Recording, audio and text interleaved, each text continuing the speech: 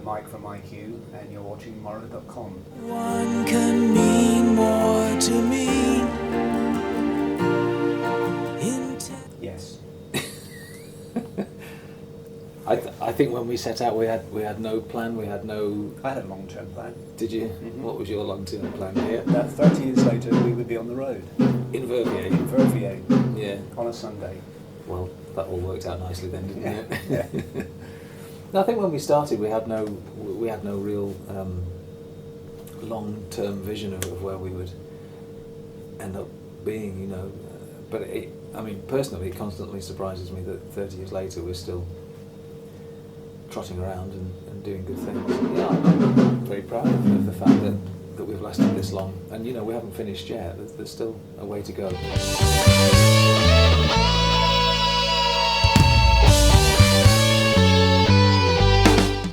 Well, that kind of thing never really enters your head when you're starting out. You never,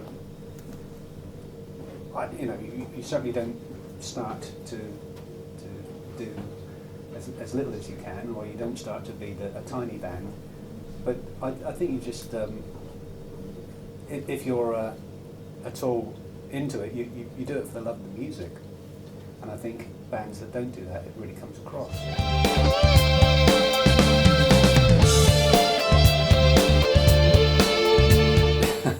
It doesn't feel like that at all. No, I wouldn't say we're a young band. The last 5 years have been fairly changeable in terms of people coming and going, but we're at a point now where it feels very stable and very secure, and we're all very happy with the way the band feels now. But certainly we had a long period of no change at all.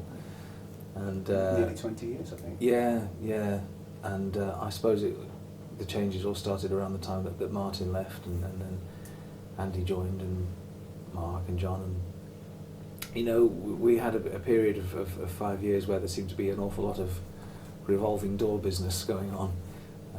But you know, we survived that, and we're in a good place.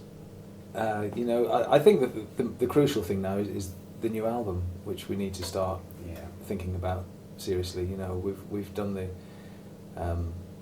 anniversary of the Wake, and we've got, you know, people into the band, and we need to get this lineup established. But the crucial thing now, I think, for us, the most important thing is to start working on an album. And albums for us always take a long time because they have to be really good. You know, we could rattle off something in 6 months and put it out, but it wouldn't be a proper IQ album. So you know, we think very carefully, and there's an awful lot of material that gets rejected for an IQ album. We did have a really high quality control standard. I think we do write quite a lot, but I think we reject just as much as we use for an album. And occasionally we'll revisit something that we've done, say, 10 or 15 years ago. But essentially, I don't know if it's my fault or what, but I don't ever want to think that we put out an album that isn't as good as it could be. So when we're writing, we're all pretty critical of what we're writing, and that's important, I think. Well, really, you know, it's the album that then generates the next 3 or 4 years' life of the band. If we put out something that's not as strong as it could be, or it's not as strong as something that we've previously released, you know, I think we run the risk of losing people, and you know, our audience kind of feeling that maybe we've peaked and we're now starting to drop off. But we've always maintained, I feel, an upward curve. You know, creatively, we've always done great things, and then our personal challenge has been to improve on that for the next album. You know, and we always do that. And like Mike says, part of that creative process is to reject stuff that doesn't move us on somewhere. You know, we have a definite IQ sound, but within that sound, we always push ourselves to explore different areas as much as we possibly can, and you know, to keep the standard really high. And I think that's one of the reasons that we've survived as long as we have, is because we take a lot of care over what we do, and people, you know, respond to that and accept that, and know that we're not just going to release anything that's substandard just for the sake of having IQ product out there. Yeah, there is quite a few bands that they kind of thrive on past glories, and I really wouldn't want to be in that position. I'd feel pretty uncomfortable like that.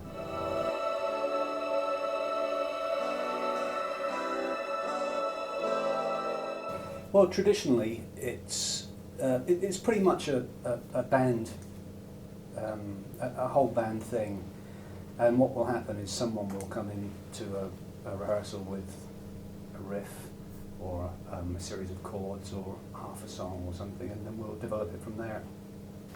You and I worked more closely on frequency, didn't we? yeah.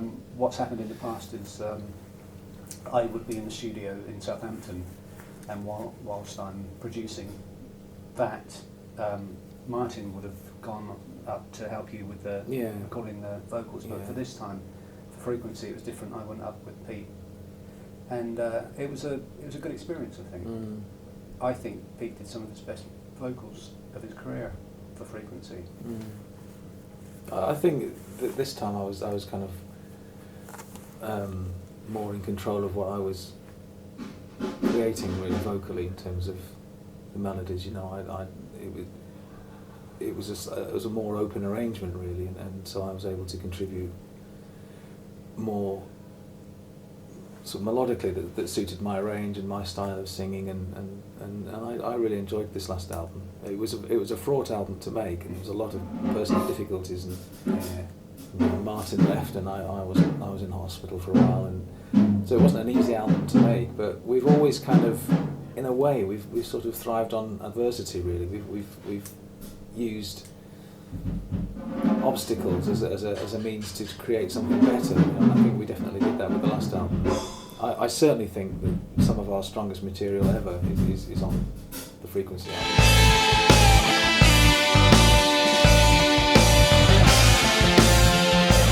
We tend not to. I think what this lineup of the band really enjoys now is bouncing ideas off of each other, and if you're in the same room, that's instant, and it's good to get a reaction. Personally, I much prefer a process where you can bounce ideas off someone. A lot of people, I think, would like to be completely in charge and say, this is it, this is my idea, and this is what you're going to do.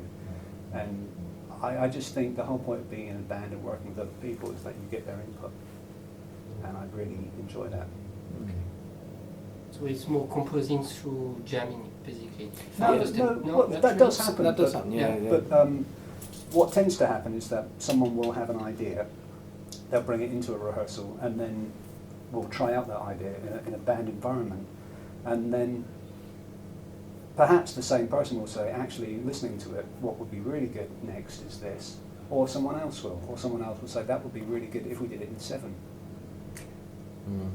Often, you know, someone will have an idea and they'll say, but this is as far as I've got, I don't know what to do with it now.